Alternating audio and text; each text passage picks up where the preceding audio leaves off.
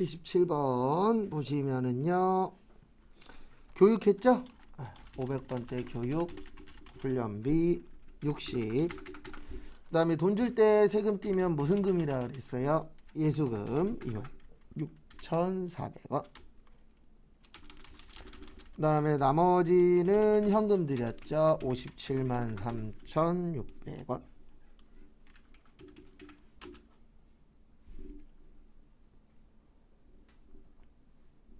그 다음에 78번. 토지 5,260. 그 다음에 대변에 현금으로 260 드렸고요. 토지 사는 건 통장에서 나갔죠. 그래서 보통 예금 5천.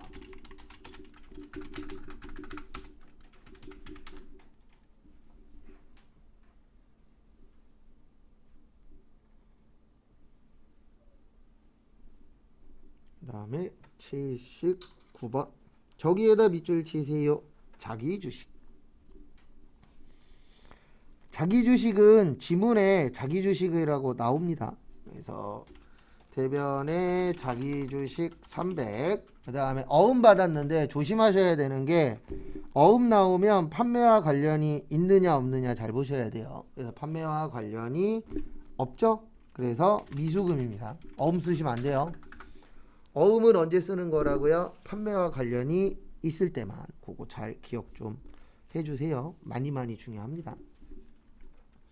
그 다음에 거래처는 서해. 그 다음에 내용은 이렇게 되는 겁니다. 300짜리 팔았는데 500 받았죠? 그럼 이익이에요, 손해예요? 이익이에요. 그래서 자기 주식 처분 이익. 참고로 얘 이익 나왔다 그래서 수익 아닙니다. 컨트롤 F로 찾으시면 자본이여금 나와요. 그래서 얘 자본이에요.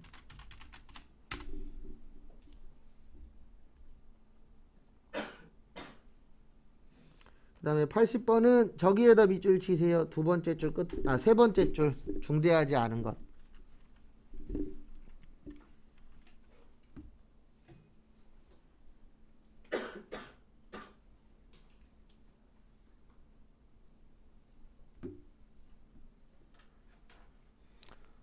오류는 중대한 오류가 있고요. 중대하지 않은 오류가 있어요. 그래서 중대한 오류는 300번대 전기오류 수정 손익.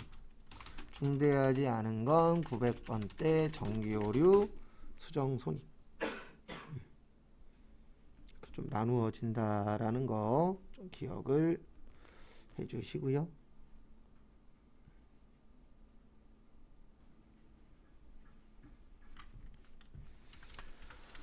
그래서 여기는 중대하지 않으니까 900번대 쓰는 거예요. 그래서 거기 보시면 현금 지출을 50만원 했는데 5만원으로 했대요. 그러면 잘한 거예요? 잘못한 거예요? 잘못한 거죠. 왜냐면 처리를 말 그대로 잘못하셨으니까. 그러면 이거 잘하면 이렇게 돼요. 어떻게 되냐면요. 요걸 잘하면은 거기 보시면 주임종 단기채권으로 처리했었대요. 그러면 우리가 현금을 적게 잡았다가 많이 잡으면 회사 입장에서는 현금 나간 게 많아지는 거잖아요. 그럼 이익이에요, 손해예요? 손해죠. 그래서 900번대 전기오류 수정 손실. 어렵습니다, 이 문제. 그래서 손해를 봤는데 얼마를 손해를 본 거죠? 거기 보시면 45만원. 왜냐면 50만원인데 5만원 처리했잖아요. 그 다음에 이 회사에서 뭘로 처리했었대요? 주임종 단기채권. 그래서 얘는 이해를 하셔야 돼요. 일단 적으시고 그 다음에 한 번 더 설명드리고 그 다음에 다음 걸로 또 넘어가도록 하겠습니다.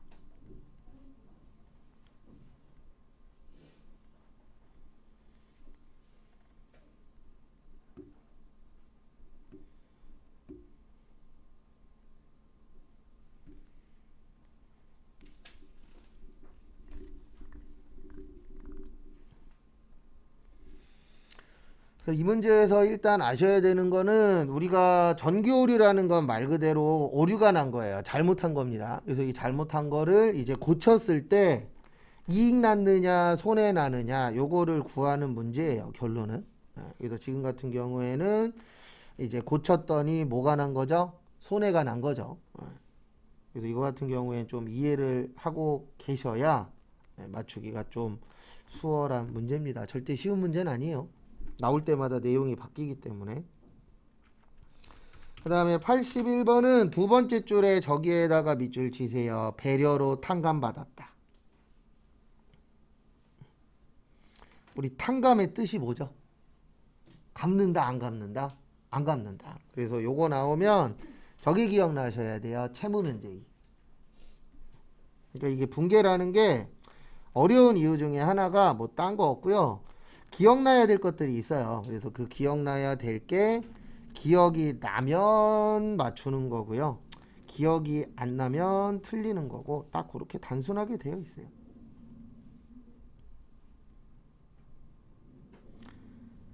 그래서 어쨌든 같이 한번 또 보도록 하겠습니다. 그래서 같이 보시면 일단 외상매입금이 3천만 원이 있었습니다. 2일에. 근데 통장에서 얼마 나갔죠? 2,500 나갔죠. 그 다음에 나머지는 갚아야 된다. 안 갚아도 된다. 안 갚아도 된다. 그래서 우리 안 갚아도 되는 걸 뭐라 그런다고요? 채무 면제 이익이라고 합니다. 채무가 갚을 거예요. 그 다음에 면제는 안 갚아도 되는 거죠.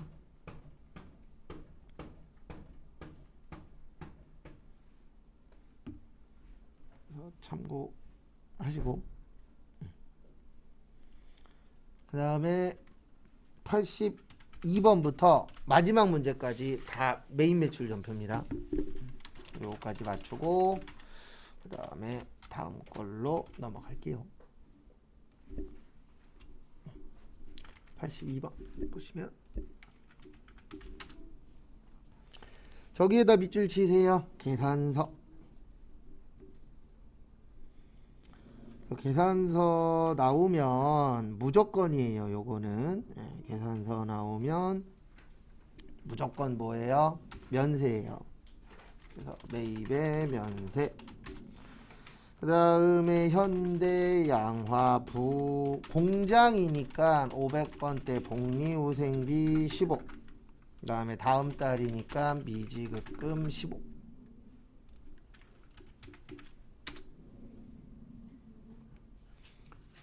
그 다음에 83번은 저기에다가 밑줄 치세요. 원재료 구입. 그래서 원재료 구입에다가 밑줄을 치시고요.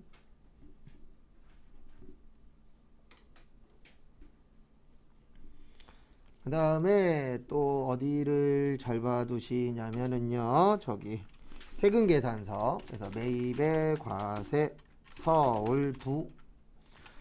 우리 매입 시에 부대 비용은 뭘로 처리한다 그랬죠? 원가 처리한다 그랬죠. 그래서 원재료가 5만 원, 세금이 5천 원, 그다음에 현금이 5만 5천 원.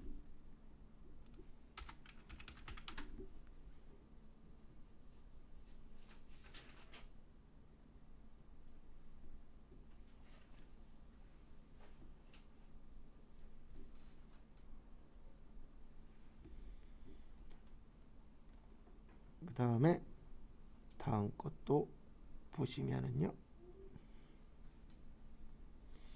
84번 저기에다 밑줄 치세요. 임차.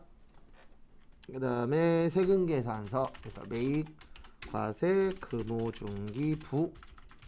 공장이라고 되어 있습니다. 그러면 500번대 임차료 100. 그 다음에 세금 얼마요? 10. 그 다음에 다음 달에 주기로 했어요. 미지급금 110.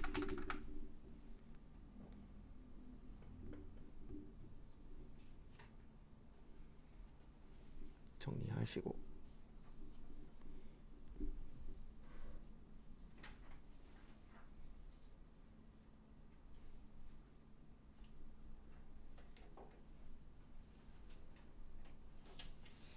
그 다음에 85번. 저기에다 밑줄 치세요. 박스 안에 보시면 자본적 지출, 수익적 지출. 그래서 우리 자본적 지출은 자산 처리하고요. 수익적 지출은 비용 처리하는데 수선비나 차량 유지비입니다. 요거 잘 기억을 해주셔야 되세요.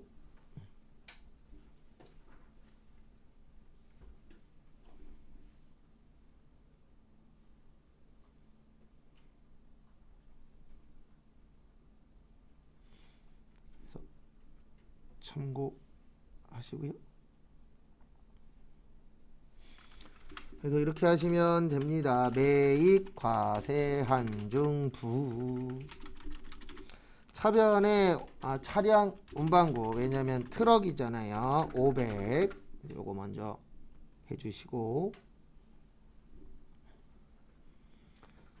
그 다음에 두 번째 거 보시면은요, 그 다음에 500번대 차량 유지비 80, 그 다음에 세금 58.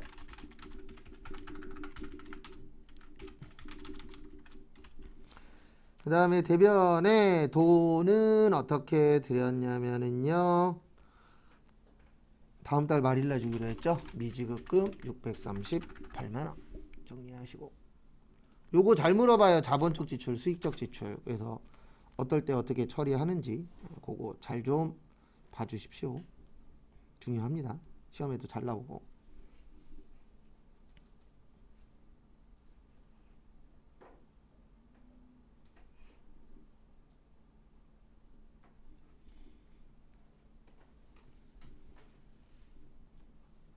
그 다음에 86번 또 엔화 나왔죠. 그래서 요거 맞추시려면 두 가지 기억하셔야 돼요. 하나는 수출은 무슨 일 기준이요?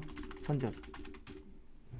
일단 요거 하나 기억을 해주셔야 되고요. 그 다음에 이제 두 번째 기억을 해주셔야 되는 게 요것도 좀 기억을 하셔야 돼요. 엔화는 공 몇 개 빼고 한다고요? 공 2개 제외하고 계산하셔야 돼요. 그래서 수출했으니까 매출의 수출 니폰사, 그 다음에 부, 그 다음에 제품 팔았다 제품 매출인데 계산 이렇게 하셔야 됩니다. 200만엔 곱하기 수출 몇 월, 그 선정 몇 월 며칠이죠? 3월 14일이죠. 그래서 3월 14일 날 선적했습니다. 그 다음에 기준환율이나 제정환율로 본다 그랬죠? 그래서 720원이 아니고 7.2원이에요. 공 2개 빼라 그랬잖아요. 밑에서부터 공 2개 올리면 됩니다.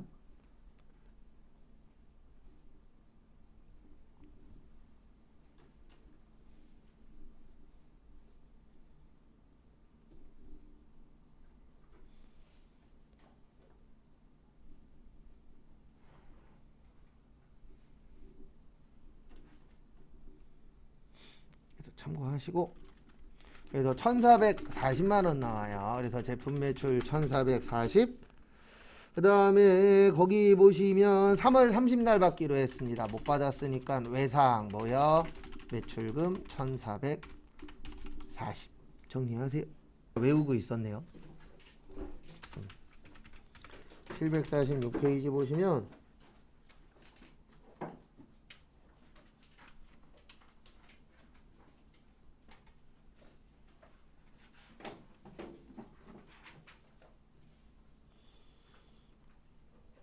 저희가 외운 것 중에 하나 잘못 외우고 있었어요. 죄송합니다. 제가 하나 잘못 전달을 해드려서. 뭐 잘못 외우고 있었냐면 거기에서 저거 있어요. 뭐 있냐면은 저기 비영업 대금의 이익 저희 40 비영업 대금의 이익 비실명 상관없구나. 거기 746페이지하고 748페이지 746페이지하고 747페이지 있죠. 여기는 시간 날 때 한 번씩 읽어 놓으세요. 왜냐면 여기 법 바뀐 거거든요. 그래서 법 바뀐 쪽에서 시험 문제 잘 내요. 그래서 딴 것 때문에 보라는 게 아니고 법 바뀐 쪽에서 시험 문제 잘 나오니까 시간 나실 때 한 번씩 거기 꼭 읽어 놓으세요. 근데 솔직히 말씀드려서 저희하고 관련 있는 거는 거기 746페이지 저기 뭐냐 부가가치세법 1번 잘 봐두시고요. 그 다음에 4번도 좀 봐두세요. 요건 나오면 둘 다 나오면은 이론입니다. 100%. 실기에는 못 내요.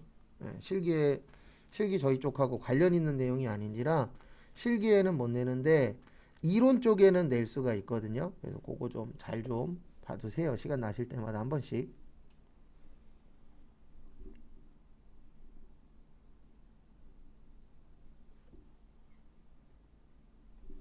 그 다음에 소득세법에서는 요것도 만약에 나오면 요거는 이론 쪽에 나올 수 있는데 2번에 식대 20만 원이야.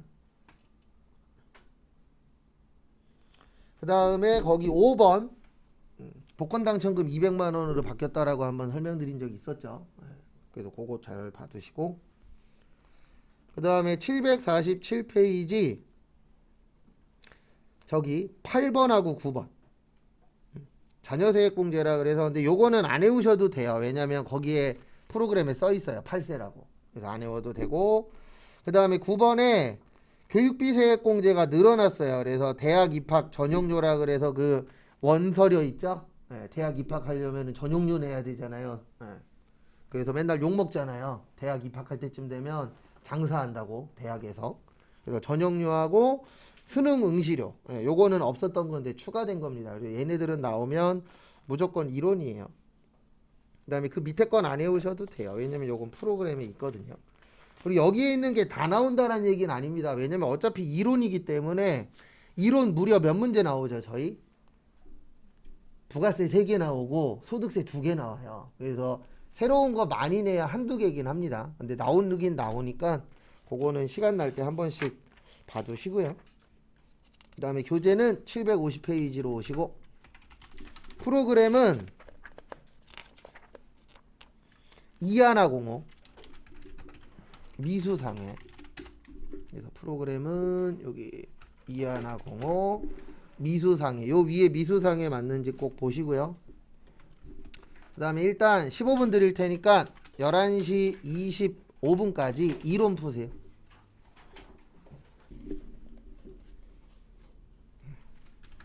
그래서 105회예요. 1번 보시면 우리 질적 특성에 두 가지 있다 그랬죠. 그래서 믿어야 된다, 신뢰성, 그 다음에 맞게 써라, 목적, 적합성. 그래서 신뢰성에는 표현의 충실성, 검증, 가능성, 중립성. 그 다음에 목적은 예측, 피드백, 적시.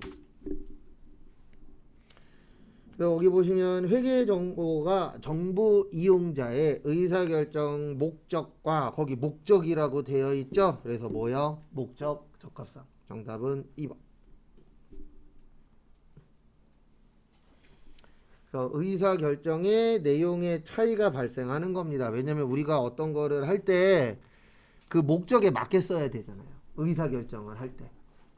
그래서 정답은 2번이세요. 그 다음에 2번은 저기에다가 밑줄 치세요. 재고자산, 감모손실. 요거는 두 가지를 아셔야 돼요. 일단 공식. 매출액에서 매출원가 빼면 뭐라 그랬죠? 매출 총익. 그 다음에 두 번째로 재고자산, 감모손실에 두 가지 있어요. 정상적하고 뭐 있죠? 비정상적 있죠. 그래서 정상적일 때는 매출원가에 가산하고 회계 처리 안 하고 비정상적일 땐 영업의 비용. 그래서 집에서 문제 푸실 때 1번에 3번 그렇게 풀지 마세요. 그거는 이제 내가 어느 정도 풀릴 때 얘기고 안 풀리시면 계속 적어요. 기억 나도 헷갈리는데 기억 안 나면 그냥 찍기밖에 안 되잖아요. 이론 못 푸시는 분들의 특징은 하나예요. 뭐 물어보면 맨날 모른대. 공식 물어봐도 공식도 기억 못해. 그 다음에 외우라고 한 거 외운 거 기억 못해. 그래도 제가 한 5년 전부터 제일 많이 하는 말 중에 하나가 뭐냐면 놀부심보라고. 언젠가부터 수강생분들이 놀부들이 많아요. 뭐가 많냐면 공부는 하기 싫고 자격증은 따고 싶고 돈은 벌고 싶어. 절대 공짜 없어요. 돈 많이 버신 분들 다 그만큼 고뇌 겪고 고통 겪고 그래서 돈 많이 벌게 된 거지. 뭐 운 좋게 돈 버신 분도 있긴 있지만 대부분 그게 잘 안 되더라고요. 그래서 내용은 이렇게 되는 겁니다. 1000개인데 950개가 1000개에서 950개 됐어요. 그래서 몇 개 남았어요? 몇 개 없어졌죠? 50개. 그 다음에 시가에다 곱하시면 안 돼요. 왜냐면 이거 판 거 아니잖아요. 그래서 원가에다 하는 겁니다. 그래서 원가 얼마예요? 1,500원. 그래서 계산기 필요합니다. 그래서 50개에 1,500원이면 75,000원 나와요. 근데 거기 보시면 재고자산 감모손실의 5%는 비정상적이래요. 그러면 몇 프로는 정상이죠? 95%는 정상이죠? 그래서 75,000원에 95% 하면 71,250원 나와요. 그래서 정답 몇 번이요? 1번.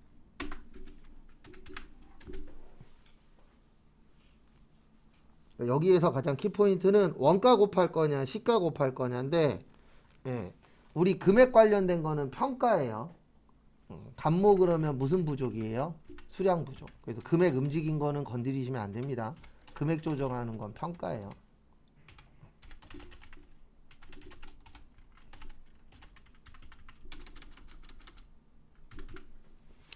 그 다음에 3번 유형자산. 유형자산은 재화의 생산, 용역의 제공, 타인의 임대 또는 자체적으로 사용할 목적으로 보유하는 저기에다 밑줄 치세요. 물리적 형체가 있어야 유형입니다.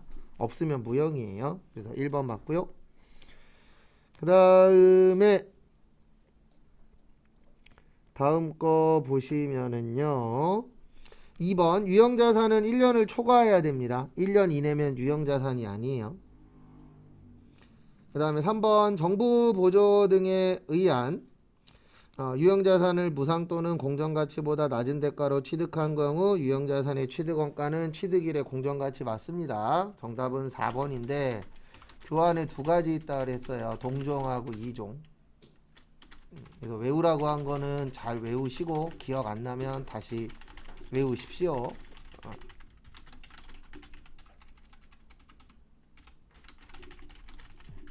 공정가액이죠. 다른 거는. 그래서 정답 4번. 이렇게 나오면 지금 3개 중에 2개는 맞춰야 돼요. 이 정도면은 이론이 아주 어렵게 낸 편은 아니에요. 왜냐면 3번 외우라 그랬죠. 2번도 암기죠. 1번도 암기죠. 근데 1번은 거기 안에 힌트가 있잖아요. 모를 때에는 글씨 놓고 찍는 거예요. 1번 같은 경우에는 지문 안에 목적 있잖아요. 모르겠으면 거기 안에 있는 글씨 놓고 찍으면 한 10개 중에 8, 9개 맞긴 하더라고요. 안 찍는 게 가장 좋긴 하지만. 그 다음에 4번 수익인식 조건의 별표 3개. 요거 은근 잘 나옵니다. 수익인식 관련된 거. 그래서 언제 수익으로 볼 것이냐. 일단 1번 보시면 수익 금액은 신뢰성이 있어야 돼요. 그래서 신뢰성의 뜻이 뭐냐면 금액이 믿을 수 있어야 됩니다. 이러면 안 되잖아요. 1,000원짜리 팔아놓고 10만 원 받았대. 이거 말이 돼요? 안 돼요? 안 되죠. 신뢰성이 없잖아요. 그래서 우리가 금액은 믿을 수 있는 금액이어야 됩니다. 그 다음에 2번 경제적 효익에다가 밑줄 치세요. 경제적 효익 나오면 모르겠으면 우리가 좋아하는 돈이라고 생각하세요.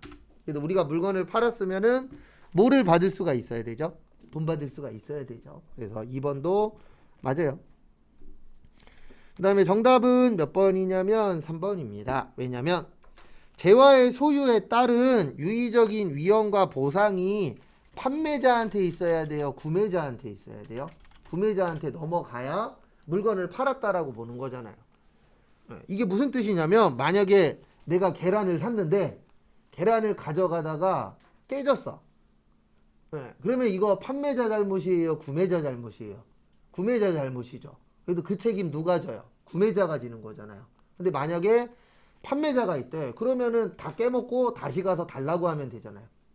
그래서 말이 돼요? 안 돼요? 안 돼요. 우리가 물건을 팔았으면은 그 물건은 그 물건에 대한 책임은 누가 지는 거예요? 구매자가 지는 겁니다. 판매자가 지는 게 아니고. 그래서 정답은 3번.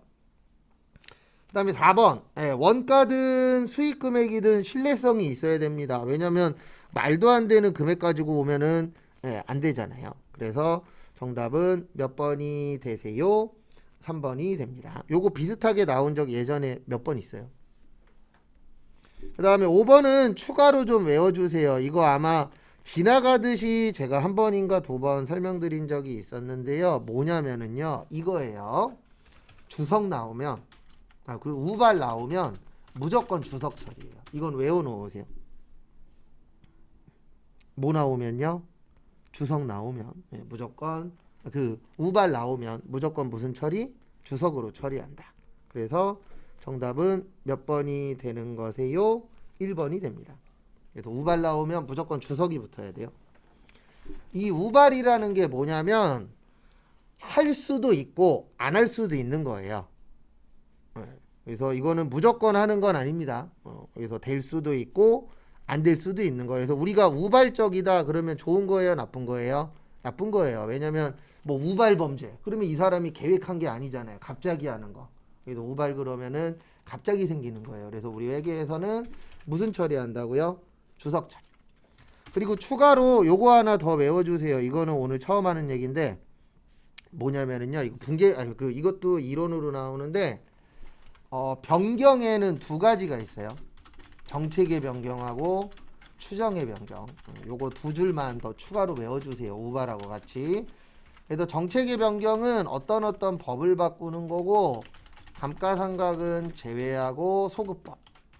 나중에 아마 조만간 한 문제 나올 거예요. 이론에. 그 다음에 추정의 변경은 대손이나 감가. 그래서 요거는 전진법. 참고하시고. 그래서 요건 추가로 좀 외워놔 주세요.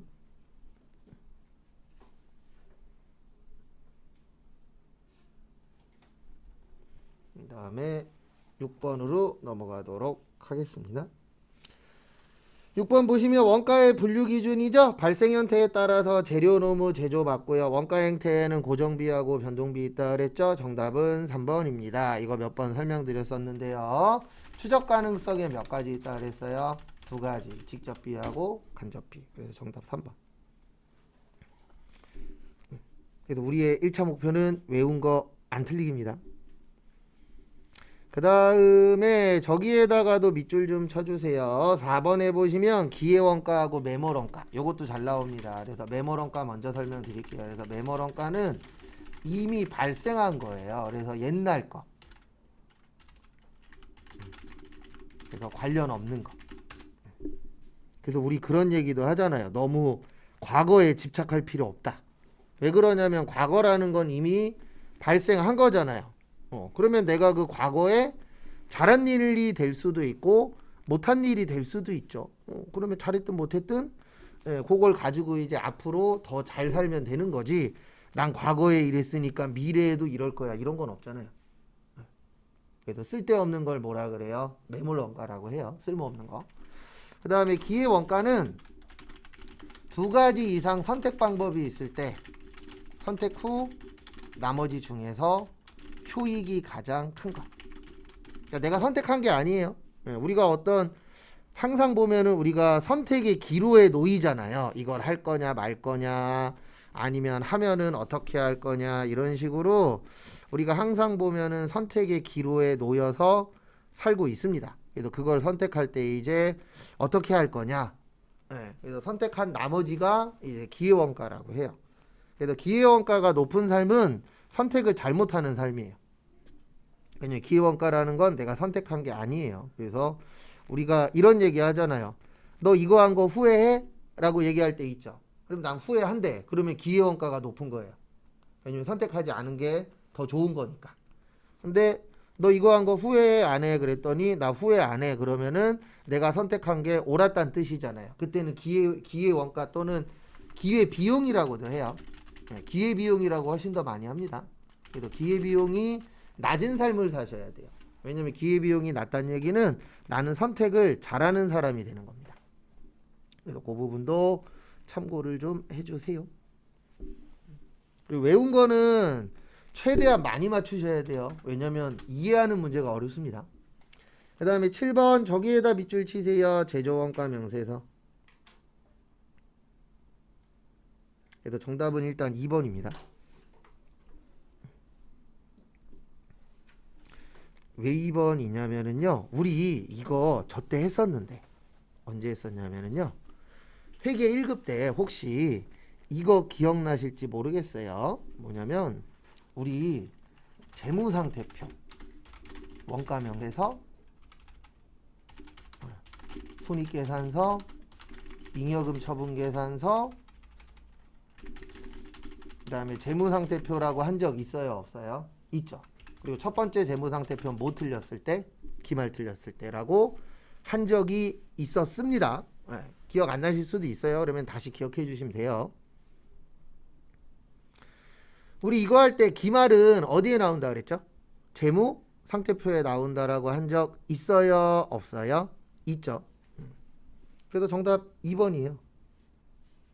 기말은 재무상태표에 나온다 그랬잖아요. 근데 거기 보시면 나온대요? 안 나온대요? 안 나온대요. 그래서 틀린 겁니다.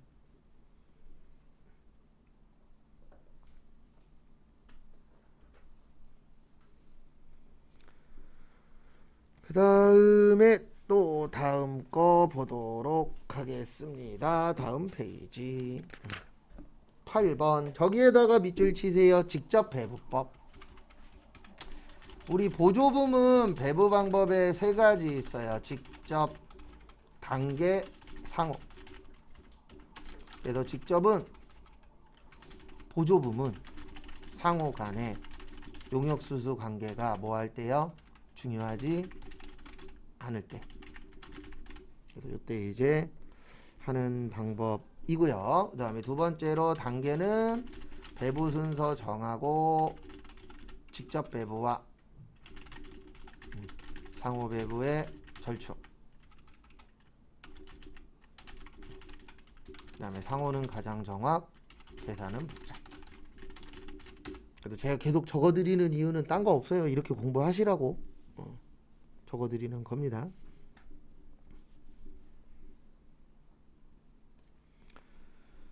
그래서 같이 한번 또 보시면은요, 앞에 보세요. 같이 보시면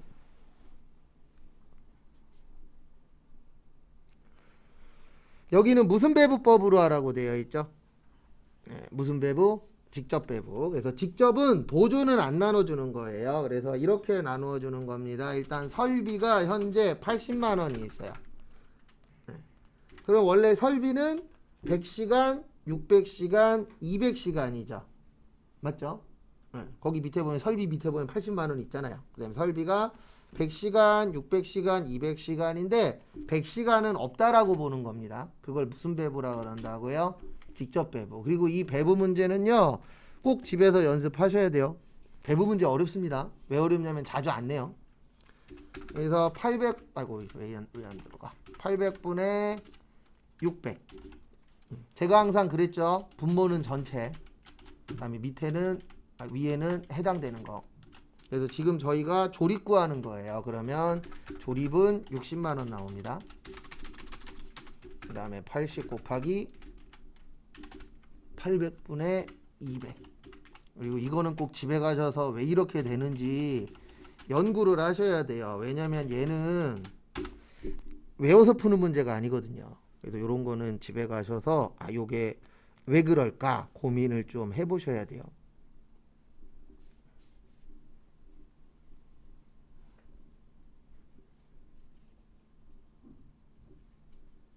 그 다음에 설비 끝났으니까 전력은 현재 40만 원이 있어요. 원래 60대 500대 500인데 보조는 없는 겁니다. 그래서 1000분의 500. 그래서 20만 원 조립. 그다음에 절단도 똑같죠? 네. 그래서 이렇게 해서 구해 주시면 되세요. 정리하시고.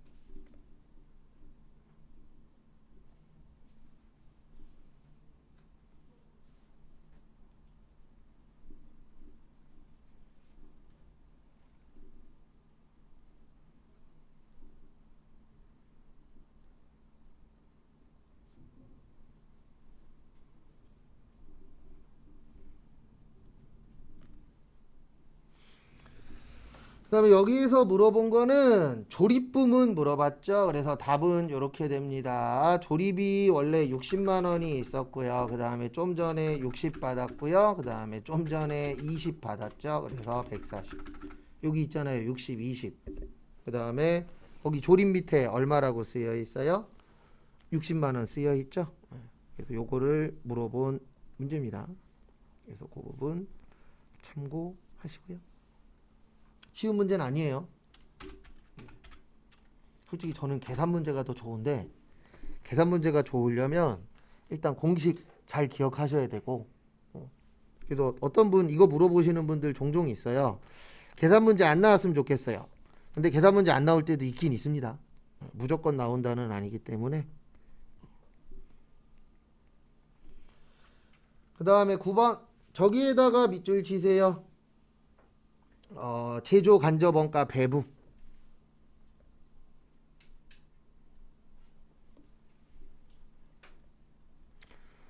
그래서 이 문제는 요게 기억나시면 좀 도움이 되실 거예요. 항상 누구 기준이라고요? 실제 기준이에요.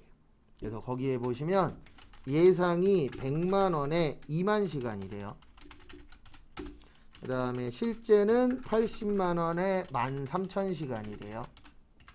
그러면 2만 시간에 맞춰야 돼요? 13,000시간에 맞춰야 돼요? 13,000에다 맞춰야 돼요. 왜요? 항상 기준은 누구라고요? 실제. 그래서 100만 원 나누기 2만 시간 곱하기 13,000시간.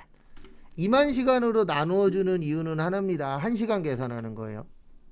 그래서 그거를 나누어 주셔야 1시간 계산이 되겠죠. 그래서 100만 나누기 2만 곱하기 13,000 하시면 65만 원 나와요. 그러면 둘이서 얼마 차이 나죠? 보시면 15만 원 차이 나죠. 제가 항상 누구 기준이라 그랬어요? 실제. 그래서 실제보다 큰가요? 작은가요? 작죠. 그래서 숫자니까 무슨 배분? 과소배분.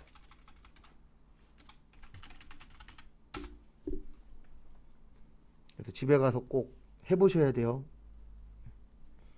제가 분명히 말씀드리는데 다음 주부터 이제 차이가 날 겁니다. 무슨 차이가 날 거냐면 복습하신 분이랑 복습 안 하신 분이랑 이제 개수나 이런 게 점수가 조금씩 벌어질 거예요. 다음 주부터는.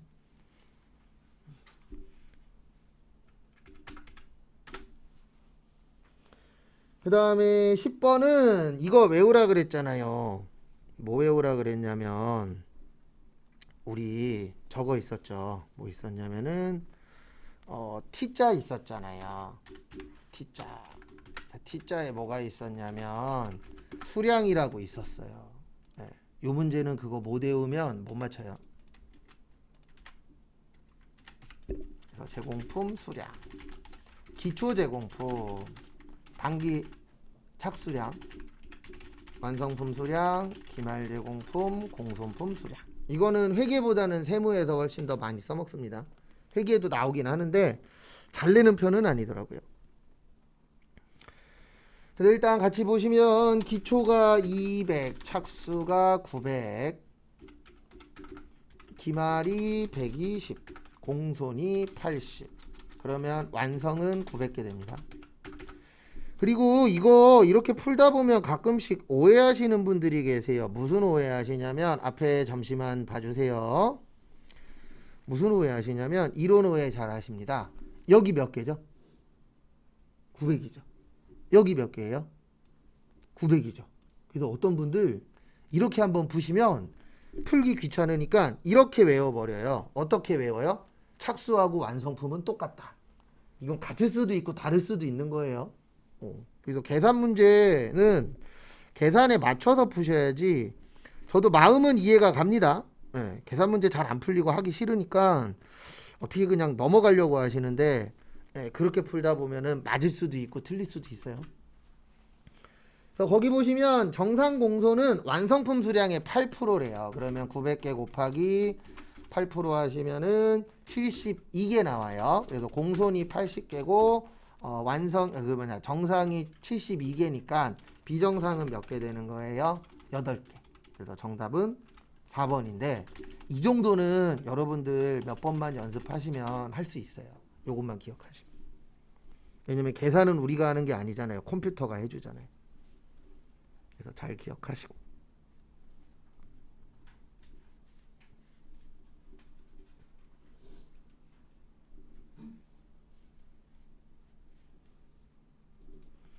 그 다음에 11번. 저기에다 밑줄 치세요. 간이과세자.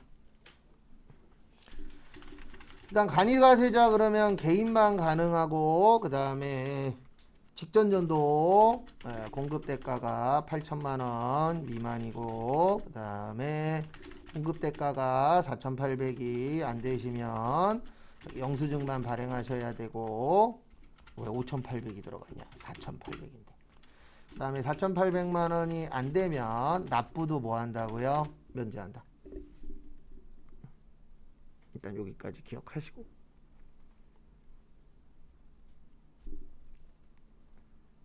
그 다음에 이제 요걸 가지고 또 풀어보도록 하겠습니다. 그래서 저기에다가 밑줄 좀 쳐주세요. 1번에 법인. 법인은 간이과세자 안 됩니다. 그래서 1번 맞아요.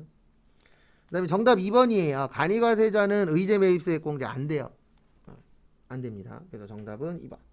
그 다음에 간이과세자는 여기 잠깐만 보실래요? 여기 보시면 다 공급대가, 공급대가, 공급대가잖아요. 여기엔 안 쓰긴 했지만 그래도 공급대가는 부가가치세 포함이에요. 그래서 공급대가를 과세표준으로 한다. 맞고요. 그 다음에 4번 밑에다가 이렇게 적어주세요. 간이과세자는 환급 안 돼요. 세금을 깎아주는 대신 돌려주진 않습니다. 그것도 참고를 좀 해주세요.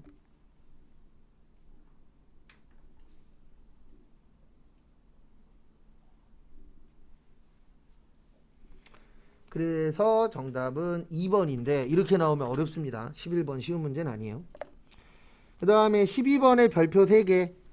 요 유형 되게 잘 내요. 요 별표 3개의 의미는 딴 거 없고요. 그냥 잘 나오는 문제입니다. 1번에 장기할부 판매 위에나 옆에다 요것 좀 적어주세요. 장기할부 판매 중간지급 조건부 완성도 기준지급은 대가의 각 부분을 받기로 한대. 그래서 1번 맞아요.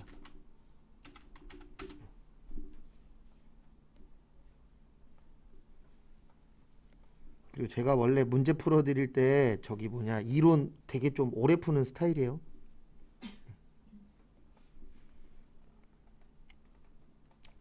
다음에 2번. 그래서 1번 맞습니다. 우리 수출은 무슨 일 기준이요? 선적일. 그래서 2번도 맞아요. 그 다음에 선적일보다 환가일이 빠를 때만 환가일 기준. 그 다음에 기준환율하고 무슨 환율이요? 재정환율. 그래서 2번도 맞습니다.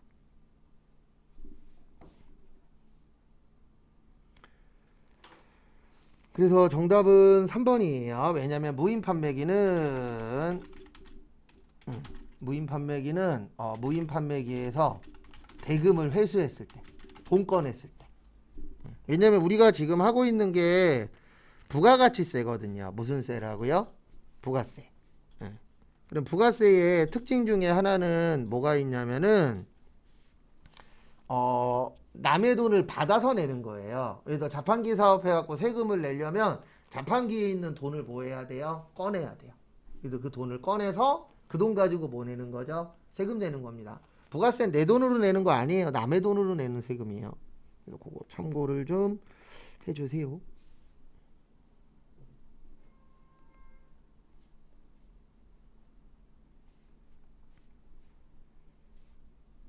그 다음에 정리하시고, 그래서 정답은 3번입니다. 그 다음에 아까 적어드렸죠? 완성도 기준 지급은 대가의 각 부분을 받기로 한다는데 요거 좀 잘 내는 편이에요. 시험에서. 그거 참고 좀 해주시고.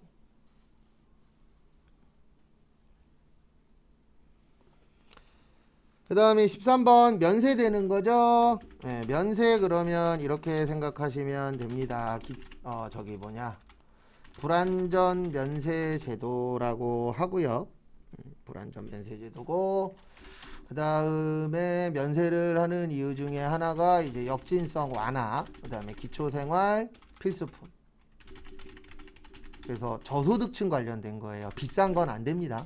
그래서 저소득층 관련된 거고, 그 다음에 계산서 나와야 돼요. 꼭. 그래서 1번 주택과 그 부수 토지의 임대 용역은 면세 맞습니다. 그래서 요거 나올 때마다 제가 이렇게 적어 드릴 거예요. 어떻게 적어 드릴 거냐면, 첫 번째 보시면 저기 토지하고 건물하고 국민주택 규모 초과하고 왜 이래? 국민주택 규모 이하. 그래서 살 때랑 빌릴 때. 그래서 토지 살 때는 면세라 그랬어요. 그래서 토지는 면세고 임대는 과세입니다. 그 다음에 건물은 비싸니까 둘 다 뭐라고요? 과세. 그 다음에 국민주택 규모 초과는 큰 집이니까 사고 파는 건 과세, 빌리는 건 면세. 그 다음에 작은 집은 사고 파는 것도 면세, 빌리는 것도 뭐라고요? 면세. 그래서 비싸면 대부분 과세가 많아요. 그래서 정답 2번입니다. 고속철도. 그래서 정답은 2번이세요. 참고하시고.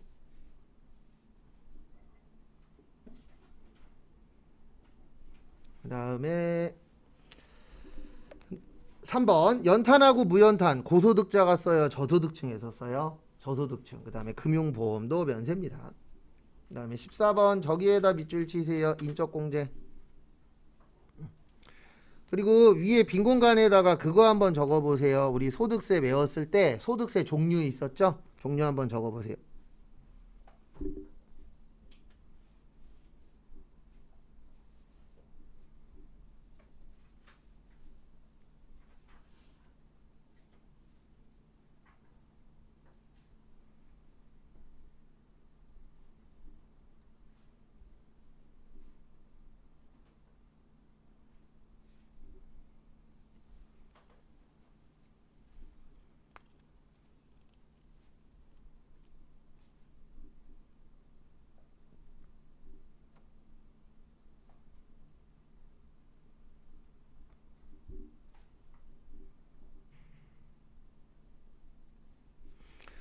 앞에 보세요. 우리 소득세는 이렇게 된다 그랬어요. 종합소득세, 퇴직소득세, 그다음 무슨 소득세요?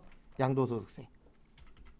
그래서 종합은 이자, 배당, 사업, 근로, 연금, 기타. 그래서 합쳐서 낸다 그래서 종합과세라고 합니다.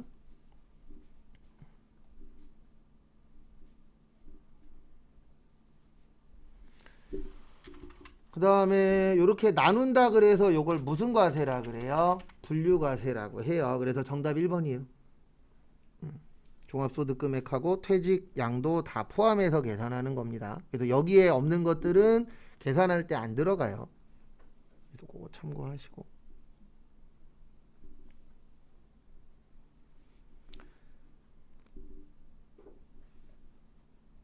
그 다음에 2번 배우자가 없는 거주자로서 기본공제 대상자인 자녀가 있는 경우에도 종합소득금액이 3천만 원을 초과하는 경우에는 3천만 원은요 부녀자 공제만이에요. 총급여로 치면 한 4,100만 원 정도 된다 그랬죠? 근데 저기 한부모 공제는 소득 상관없어요. 그러니까 이거 왜 냈냐면 저거랑 헷갈리라고 낸 거예요. 뭐하고 헷갈리라고요? 저기 부녀자 공제하고 헷갈리라고.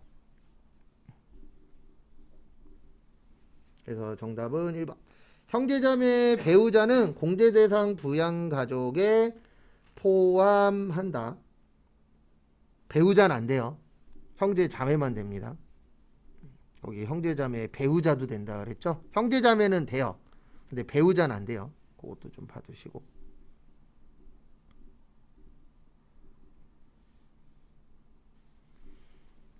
그다음에 15번 근로소득에다 밑줄 치세요. 그래서 근로소득은 말 그대로 가장 대표적인 게 근로 제공하는 겁니다. 그래서 근로를 제공하게 되면은 뭐 내는 거예요?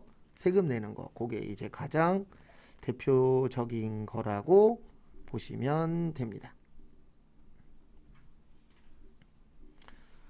그래서 1번 주주총회든 의결기관의 결의에 따라 상여에다가 밑줄 치세요. 상여가 뭐죠? 상여가 보너스예요. 뭐라고요? 보너스. 우리가 일반적으로 얘기할 때 보너스라고 얘기하는 게 뭐예요? 상여를 이야기하는 겁니다. 그거 참고하시고.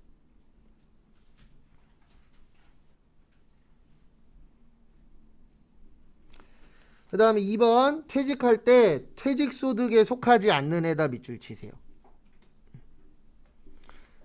퇴직소득에 속하지 않는 것은 근로소득으로 봅니다. 그러니까 이게 뭐냐면 그 퇴직소득세법 안에 보시면 요런 거는 퇴직소득세로 인정한다라고 되어 있는 거 있어요. 근데 인정 못 받는 돈들이 있거든요. 그러니까 뭐 최근에 터졌었던 뭐 50억 사건 이런 것들은 일반적으로 세법에서는 다 인정을 안 해요. 왜냐면 말이 안 되잖아요. 원래 퇴직금 어떻게 주도록 되어 있죠?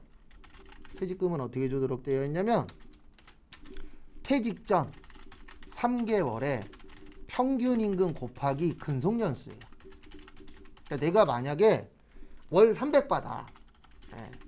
300만 원 받는데 그만둔 게 5년 차 때 그만뒀어. 그러면 최대 얼마까지 받을 수 있는 거예요? 1,500만 원까지. 그래서 일반적인 퇴직금은 이렇게 되어 있습니다. 근데 말도 안 되게 막 이것저것 해갖고 더 주잖아요. 그러면 그건 근로소득으로 봐버려요. 그래서 사람들이 붕괴하는 거예요. 왜냐면 50억이 나올 수가 없어요. 맞잖아요. 50억 받으려면 연봉이 못해도 몇십억은 돼야 돼요. 저분들은 가능합니다. 저기 대기업 사장님들은. 그분들은 또 예외 규정으로 해서 어떻게 계산해갖고 돈 더 주고 이게 있는데 일반 직원들은 그만큼 안 돼요. 어쨌든 퇴직소득에 속하지 않는 건 근로소득으로 봐요. 그 다음에 학예 휴가비도 근로소득입니다. 회사에서 휴가비 같은 거 줄 때도 있어요? 없어요? 있죠. 그것도 세금 내셔야 돼요. 돈 받았으니까. 그래서 정답은 4번이에요. 임원이 아닌 종업원이 저기에다 밑줄 치세요. 이건 중소기업만 됩니다. 그래도 중소기업에서 근데 이런 중소기업 거의 없어요. 전국으로 찾아봤자 몇 프로 안 됩니다. 왜냐면 먹고 사느라 바빠갖고 뭘 돈을 빌려줘요. 월급만 잘 줘도 다행인 시대라. 그래서 중소기업에서 만약에 직원이 집사인데 그래서 원래 대출 받아야 되잖아요. 그래서 그 대출을 회사에서 뭐 무이자로 주거나 아니면 저리 뭐 1% 2% 이런 식으로 돈을 빌려주는 거에 대해서는 세금을 안 떼요. 왜냐하면 법에서 이것도 하나의 복지로 보는 겁니다. 그래서 복지로 보기 때문에. 근데 이런 데 많아요? 적어요? 적어요. 대기업들은 이런 데가 좀 있는데 솔직히 말씀드려서 중소기업에서 이런 데 만나면 오래 다니십시오. 거의 없어요. 그래서 저 예전에 다니던 데 보면은 거래처 중에 한 군데가 4대 보험을 회사에서 다 내준 데 있다 그랬잖아요. 안 그만둬요. 그만두라고 해도 못 그만둬요. 왜냐면 내가 만약에 이 회사에서 300 받잖아요. 그러면 다른 데 가면 250밖에 못 받아요. 세금 떼고 나면 그만큼 줄어드니까. 그래도 그런 복지 좋은 회사들 가시면 오래 다니시더라고요. 그 다음에 754페이지 일반 전표입니다. 오늘은 조금 여유 있게 드릴게요. 12시 25분까지 드릴 테니까 하시고 입력까지 하세요.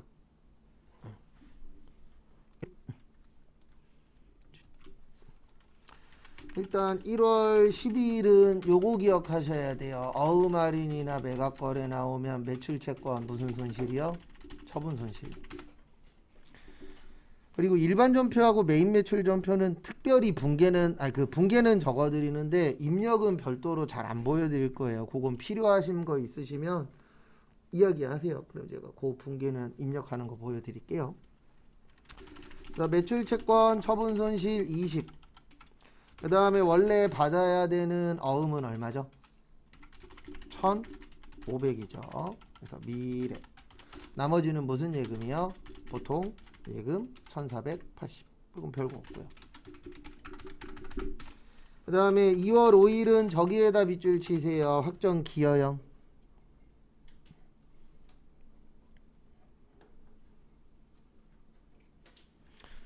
그래서 우리 퇴직급여에는 퇴직급여래네. 퇴직연금에는 두 가지가 있어요. 확정급여형 나오면 요건 외우셔야 맞출 수 있습니다. 퇴직연금, 운용자산. 그 다음에 확정기여형 나오면 퇴직급여. 그래서 이렇게 두 가지로 나누어집니다. 그래서 지금은 기여형이니까 500번대 퇴직급여 300. 그 다음에 보통예금 300.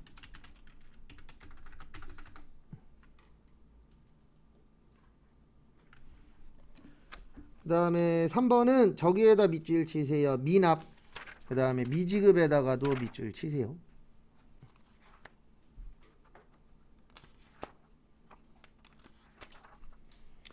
그래서 앞에 보시면은요. 그래서 미지급한 세금이죠. 이런 거 모를 때는 이렇게 하는 것도 방법이에요. 앞에 보시면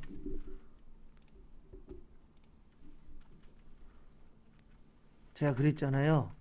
그냥 잊지 말고 여기에다 쳐보는 거예요. 미지급했다 그랬으니까 뭐라고 쳐봐요? 미지급. 여기 있잖아요. 미지급한 세금 합치면 뭐가 되는 거예요? 미지급 세금 400. 그 다음에 무슨 예금에서 줬어요? 보통예금.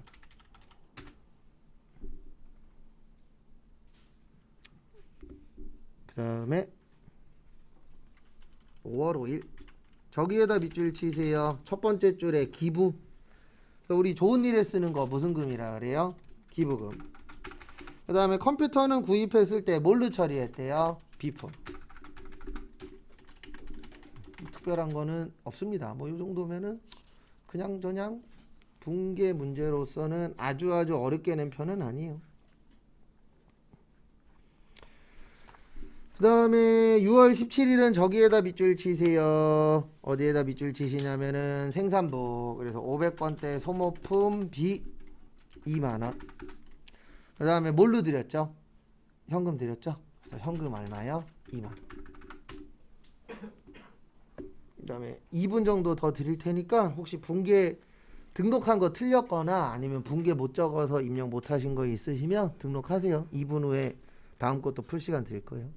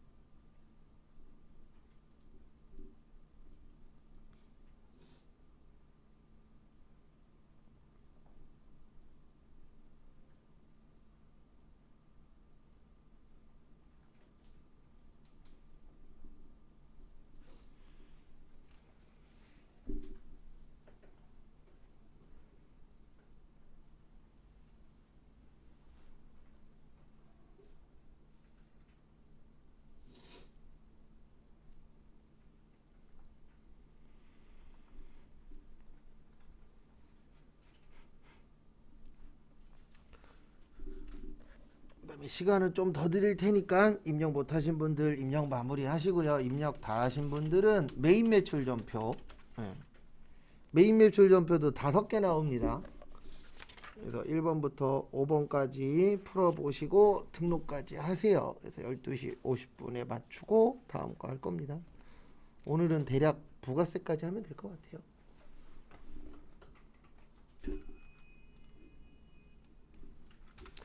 거기 1월 20일 보시면 하이마트에서 탕비실에 비치할 목적으로 냉장고 샀습니다. 우리 냉장고 몇 년 이상 쓰죠? 1년 이상 쓰죠. 저기에다 동그라미 치세요. 현금 영수증. 그래서 결론은 어디 갔어? 매입의 현과입니다. 그 다음에 하이마트 비품 300, 그 다음에 세금 30.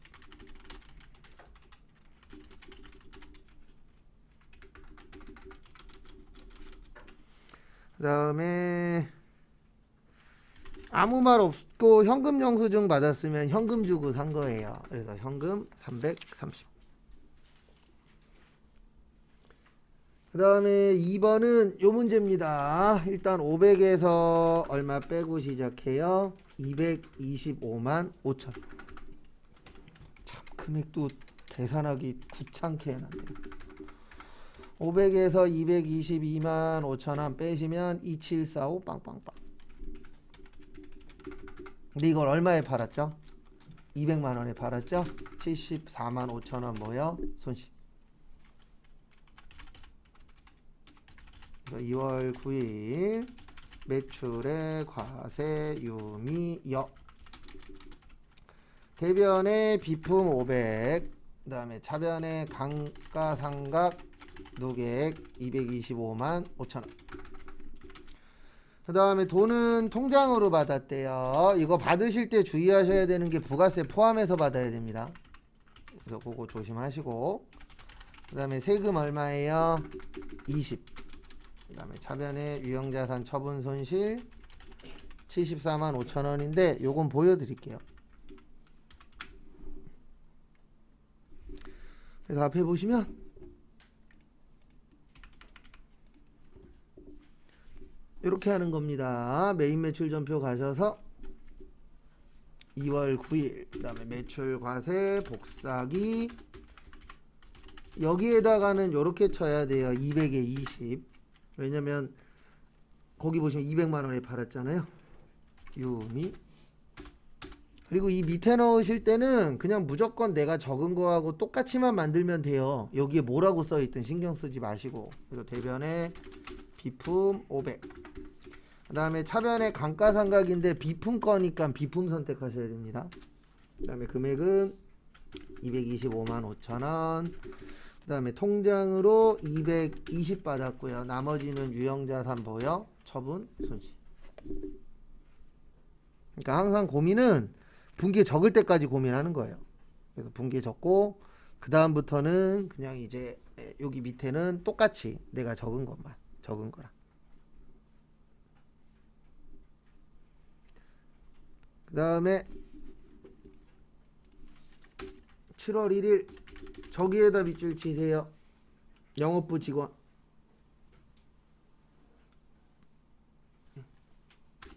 매입 과세. 왜냐면 업무하고 관련 있잖아요. 우리 회사 직원들 위한 거니까. 그 다음에 원테크여. 차변에 500이 아니죠. 영업부니까 800번대 복리후생비 500만원. 그 다음에 세금 얼마예요? 50. 그 다음에 돈은 현금으로 50만원 줬고요. 나머지는 외상으로 하셨대요. 그리고 우리 틀릴까봐 뭐라고 줬죠? 미지급금으로 처리한다. 이 정도 줬으면 많이 준 거잖아요. 근데 이게 만약에 거래처 선물이었으면 불공입니다. 거래처한테 주면 접대비잖아요. 근데 주는 사람이 누구였어요? 우리 회사 직원이었죠.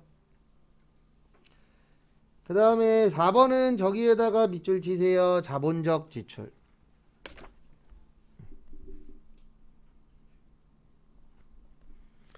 그래서 앞에 봐주시면은요. 우리 아까도 적었었는데 자본적 지출은 무슨 처리? 자산. 수익적 지출은요. 비용 처리. 그래서 수선비나 차량 유지비. 근데 거기 지문에는 무슨적 지출이라고 써있죠? 자본적이라고 쓰여있죠? 그래서 그리고 저기에다 밑줄 치세요. 내용연수 연장. 만약에 시험 보실 때 내용연수 연장이라고 나오고 자본적 지출이라는 말 없어도 자본적 지출이에요. 내용연수 증가되는 거. 그것도 좀 잘 봐두세요. 요번에는 자본적 지출이라고 줬는데 안 줄 때도 있어요. 그래서 내용연수 증가하면은 연장되면은 자본적 지출이다. 그것 좀 봐두시고요.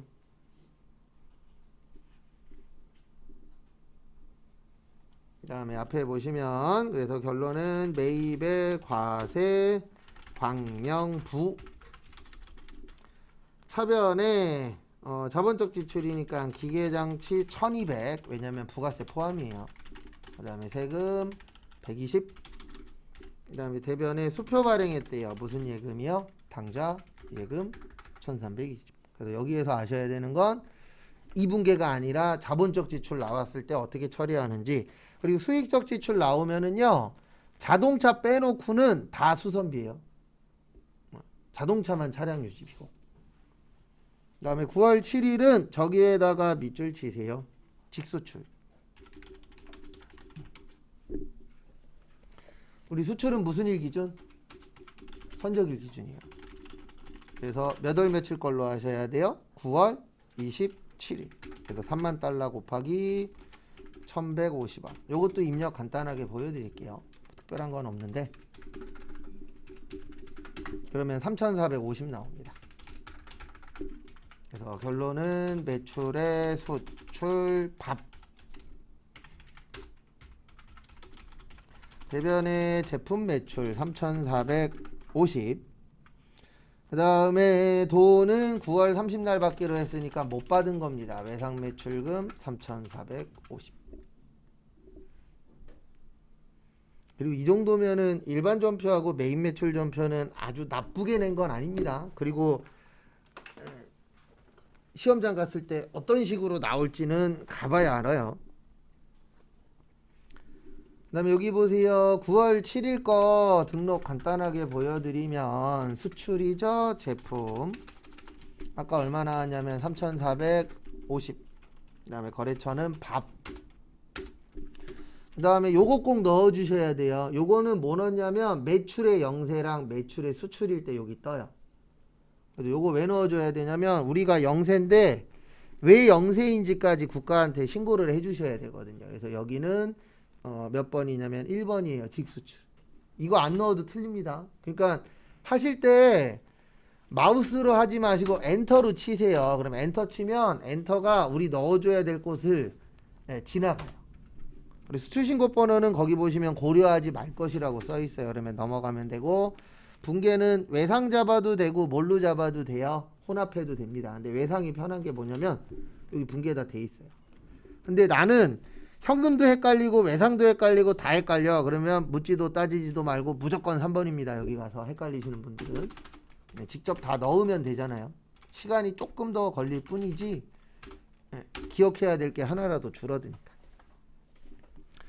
그 다음에 2분 드릴 테니까 분계 틀린 거 아니면 입력 못하신 거 있으시면 입력하세요. 그 다음에 2분 후에 다음 거 진행하겠습니다.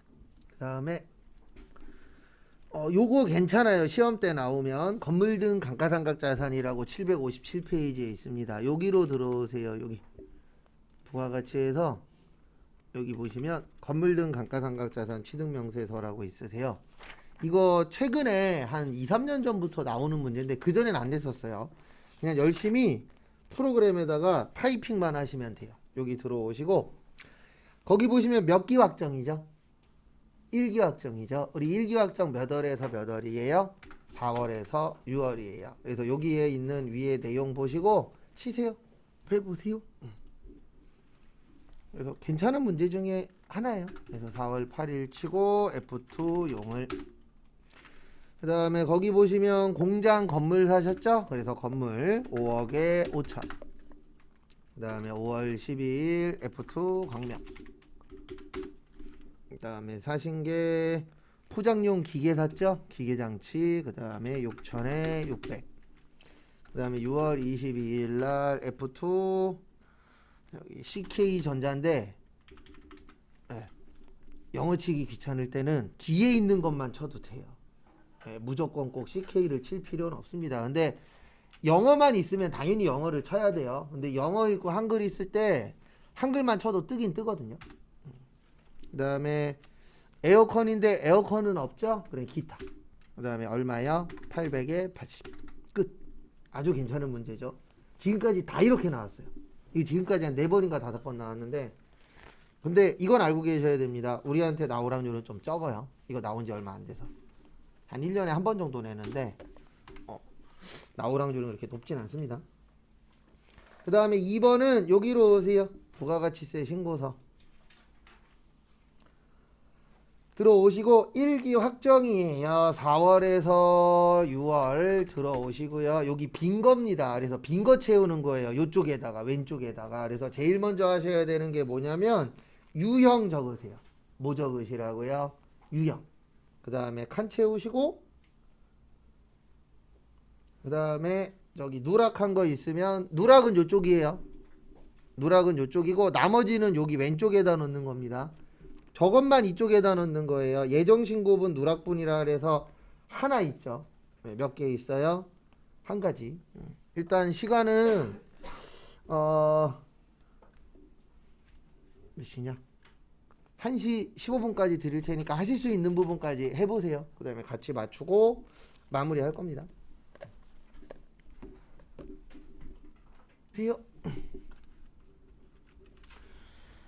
그 부가세 문제는 부가세 신고서는 총 4가지 중에 하나가 나옵니다. 하나는 뭐냐면 예정신고하는 거. 지금은 확정신고예요 그냥. 그 다음에 예정신고 누락, 확정신고 누락 이렇게 대표적으로 4가지가 나와요. 그래서 그 중에 저희가 지금 보는 건 요겁니다. 무슨 신고요? 확정신고. 그래서 여기는 가산세는 없어요. 그래서 이렇게 나오면은 좀 좋기는 한 겁니다. 일단 저기 기타에서 저기에다가 밑줄 치세요. 전자신고 세액공제. 요거는 좀 외워 놓으셔야 돼요. 전자신고 나오면 1만원이에요. 요건 좀 외워 두세요. 그래서 문제 푸실 때 전자신고 세액공제를 뭐 받기로 했다 아니면은 뭐 전자신고 했다 요런 식으로 나올 때가 있어요. 그러면 얼마라고요? 1만원. 그거 꼭 외워두시고 일단 매출 자료부터 볼게요. 그리고 항상 스타트는 이겁니다. 이거 안 하고 하시면 나중 되면 헷갈려요. 매출 과세랑 매출에 뭐예요? 수출. 왜냐면 이것만 되면 위치는 외워버려도 되거든요. 유형에 맞춰서 들어가는 공간은 정해져 있어요. 그래도 지금 여기 들어오셨죠? 매출 과세는 몇 번이에요? 1번이에요. 여기 써 있잖아요. 세금 계산서. 그래서 1번에다가 5억에 얼마요?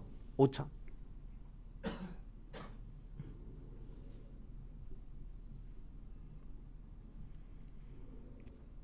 그 다음에 두 번째 매출의 수출은 6번이에요. 왜냐면 수출도 영세인데 거기 보시면 세금 계산서라는 말이 없잖아요. 그래서 기타에다 얼마요? 1억. 원래 제일 좋은 건 이게 제일 좋은 거예요. 1번은 세금 계산서잖아요. 그래서 매출 과세니까 1번은 세금 계산서야. 근데 나는 헷갈려. 그럼 어쩔 수 없죠. 뭐 외워야죠. 1번은 매출의 과세가 들어가는 거야. 근데 이 앞에 있는 글씨하고 연결시키는 게 가장 좋아요. 그 다음에 두 번째 매입 자료에서 전자세금 계산서 먼저 볼게요. 첫 번째는 매입의 과세의 일반이고요. 두 번째는 매입 불공의 일반이고요. 세 번째는 매입 과세의 고정이에요. 고정이 감가상각자산이라 그랬잖아요. 기계장치는 감가상각합니다. 그리고 앞에 보세요. 이런 분들이 있어요.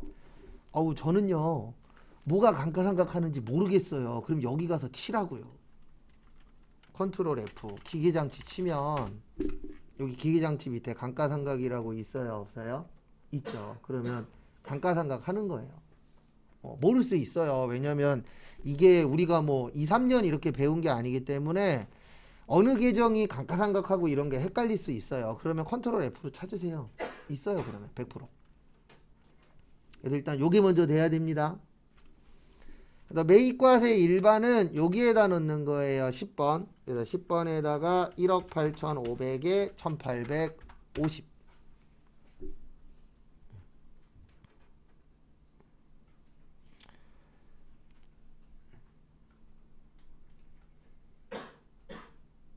근데 여기가 키포인트입니다. 어디가 키포인트냐면 앞에 보세요. 요게 키포인트예요. 불공. 그래서 불공은 2번 입력합니다. 몇 번 입력한다고요? 2번.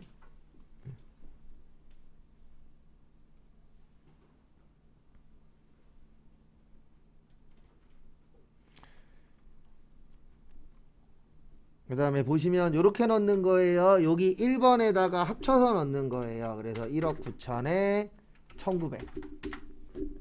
지금 한 번 넣었죠. 맞죠? 이제 한 번 더 넣을 거예요. 그 다음에 여기로 오세요. 16번. 16번 찍으면 요 위에 공제받지 못할이라고 떠요.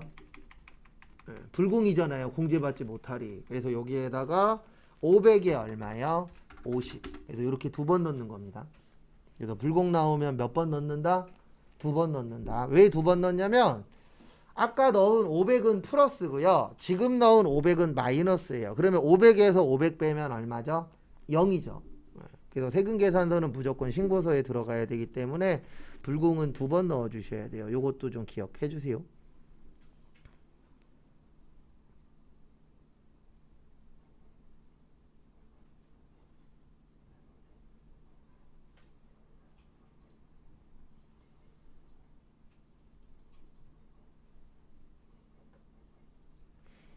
그 다음에 세 번째는 고정이죠. 고정은 여기 있어요. 11번에 여기 고정이라고 써 있잖아요. 그래서 고정에 1억에 얼마요? 1075.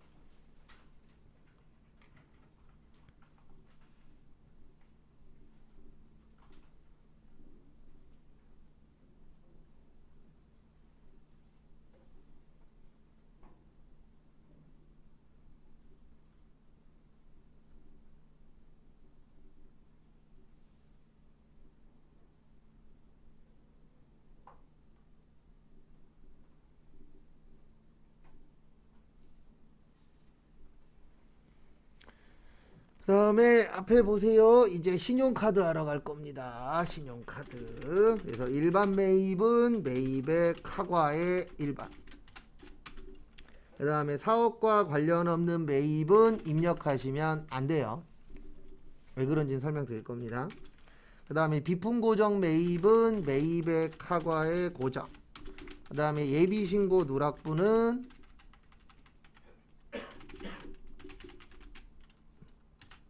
매입의 카과의 일반이에요. 여기에서 키포인트는 사업과 관련 없는 매입이에요. 일단 요거 먼저 정리하시고. 그러니까 앞으로 저희가 매일매일 하나씩은 풀 거거든요. 최소 하나 풀고 많이 푸는 날은 뭐 두 개, 세 개까지도 풀 건데 부가가치세 신고서 하실 때 이거 안 쓰시고 하시는 분들이 있어요. 본인이 완벽하게 이해될 때까지는 초반에는 많이 적으세요. 그 다음에 이해 안 되면 가지고 오시고. 헷갈릴 수 있어요. 그게 잘못된 거 아닙니다. 헷갈리면 물어봐서 해결하면 되잖아요.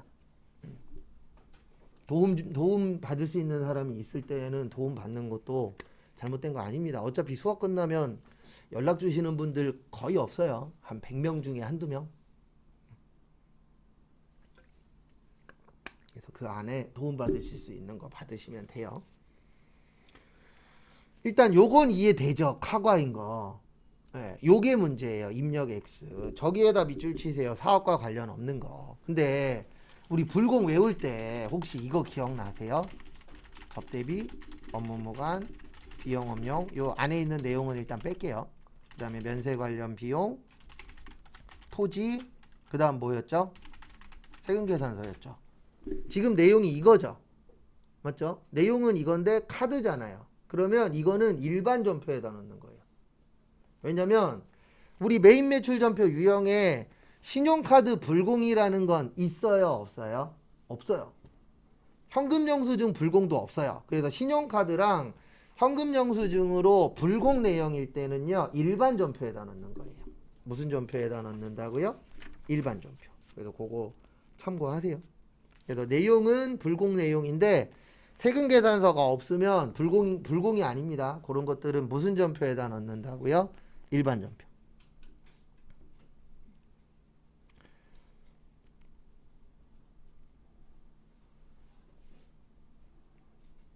그 다음에 여기 봐주세요. 어디 보시냐면 여기 오른쪽에다 넣는 거예요. 그래서 41번에다가 500에 50.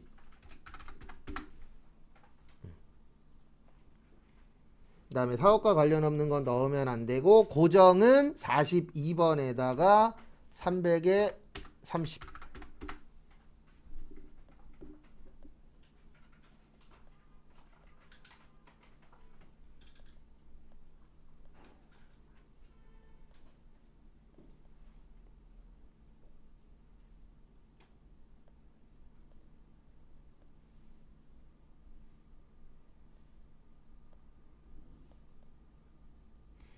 그 다음에 거기 보시면 예정신고 누락분은 여기에다 넣는 거예요. 여기 위에 예정신고 누락은 여기 40번 밑에 보시면 일반 매입이라고 있습니다. 거기에 100만원에 10만원 치시고,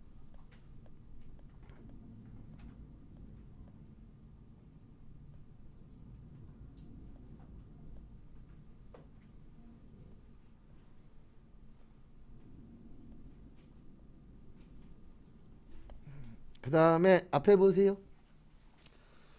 거기 밑에 보시면 전자세금 계산서의 발급 및 국세청 전송은 정상적으로 이루어졌다. 예정신고 누락분은 확정신고 시에 반영하기로 한다. 그래서 지금 반영한 거고요. 가산세 안 내요. 왜 안 내냐면 앞에 보세요. 우리 납부세액 어떻게 구하죠? 매출세액 마이너스 무슨 세액이요? 매입세액. 그럼 국가 입장에선 매입세액이 많아야 좋아요? 적어야 좋아요? 적어야 좋죠. 왜냐면 많이 빼면 세금 많이 안 내니까. 그래서 매입 빼먹은 거에 대해서는 가산세 안 냅니다. 오히려 많이 빼먹으면 국가 입장에선 땡큐예요. 뭐 많이 낼 거니까, 세금 많이 낼 거니까. 그래서 짜증나는 게 뭔지 알아요? 이건 근데 그 사람들이 잘못된 건 아닙니다. 돈 안 낼 때는 쌩 난리 부르스 치면서 마이너스 빼먹을 때는요, 연락도 안 와요. 네, 마이너스 잘못된 거는 우리 보고 알아서 하라고, 플러스 되는 거, 만약에 이거 빼먹잖아요. 그러면 국세청에서 연락 옵니다. 네, 당신은 신고 잘못했으니까 가산세 내야 된다고. 근데 매입은 빼먹으면 땡큐예요. 그래서 가산세 안 냅니다. 매입만 빼먹은 건. 그 다음에 아까 전자신고하면 얼마라 그랬죠? 10,000원이라 그랬죠? 여기 밑에 몇 번이더라? 20번 한번, 그 20-1번 눌러보시겠어요? 아니면 여기 눌러도 돼요. 16번. 16번이나 20-1번 누르시면 여기 54번에 전자신고라고 떠요. 여기 보이세요? 54번. 거기에다가 얼마 치시면 돼요? 10,000원 치시면 됩니다. 치세요. 끝. 그러니까 무조건 가산세 넣는 게 시험에 나오는 건 아닙니다. 가산세 아닌 거 나올 때도 있어요. 그래서 시험이 당연히 가산세 아닌 게 좀 더 쉬워요. 이게 처음이라 지금 헷갈리는 거지, 적응하시면 여기가 그렇게 어렵진 않아요. 가산세 나오는 게 훨씬 어렵습니다. 그리고 조심하셔야 되는 게 아까 잠깐 설명드렸지만 신용카드 불공하고 현금 영수증 불공은 무슨 전표에다 입력하는 거라고요? 일반 전표에다 넣는 거예요. 매입 매출 전표에다 넣는 거 아닙니다. 근데 왜 못 넣냐면 카부라고 현불이 없어요. 맞잖아요. 카고하고 현관은 있는데 신용카드 불공하고 현금 영수증 불공은 없습니다. 그래서 없으니까 어디에다 넣어야 돼요? 일반 전표에다. 그거 참고 좀 해주세요. 그래서 마무리 하십시오.